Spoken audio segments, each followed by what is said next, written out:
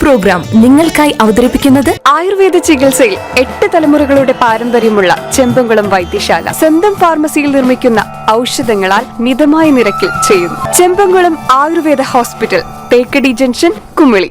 നെടുങ്കണ്ടം ചാറൽമേട് ശ്രീ അർദ്ധനാരീശ്വര ക്ഷേത്രത്തിൽ തിരുവാതിര മഹോത്സവം 2026 ജനുവരി 1, 2, 3 തീയതികളിൽ.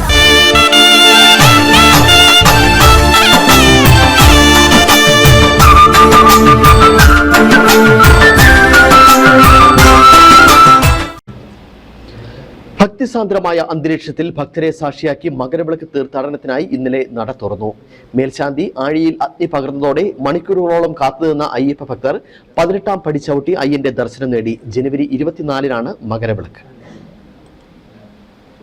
ഇന്നലെ വൈകിട്ട് 5-ന് ക്ഷേത്രം തന്ത്രി മഹേഷ് മോഹനരുടെ മുഖ്യ കാർമ്മികത്വത്തിൽ മേൽശാന്തി ഇ.ജി. പ്രസാദ് നട തുറന്നു. തുടർന്ന് ശബരീശന്റെ വിഗ്രഹത്തിൽ ചാർത്തിയ വിഭൂതിയും താക്കോലും മേൽശാന്തിയിൽ നിന്നും ഏറ്റുവാങ്ങിയ ശേഷം മാളികപ്പുറം മേൽശാന്തി മനു നമ്പൂതിരി ഗണപതിയെയും നാഗരാജാവിനെയും തൊഴുത് മാളികപ്പുറം ശ്രീകോവിൽ തുറന്നു.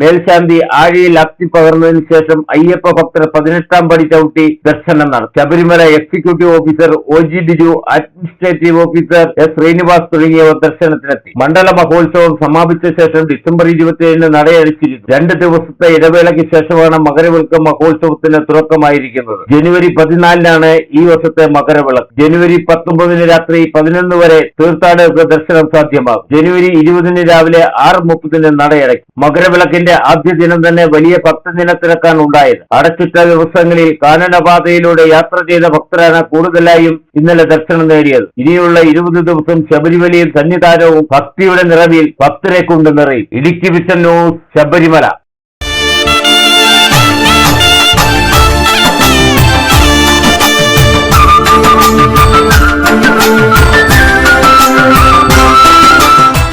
പ്രോഗ്രാം നിങ്ങൾക്കായി അവതരിപ്പിച്ചത് നെടുങ്കണ്ടം ചാറൽമേട് ശ്രീ അർദ്ധനാരീശ്വര ക്ഷേത്രത്തിൽ തിരുവാതിര മഹോത്സവം 2026 ജനുവരി 1, 2, 3 തീയതികളിൽ. ആയുർവേദ ചികിത്സയിൽ 8 തലമുറകളുടെ പാരമ്പര്യമുള്ള ചെമ്പംകുളം വൈദ്യശാല സ്വന്തം ഫാർമസിയിൽ നിർമ്മിക്കുന്ന ഔഷധങ്ങളാൽ മിതമായ നിരക്കിൽ ചെയ്യുന്നു. Chembankulam Ayurveda hospital, Thekkady junction, Kumily.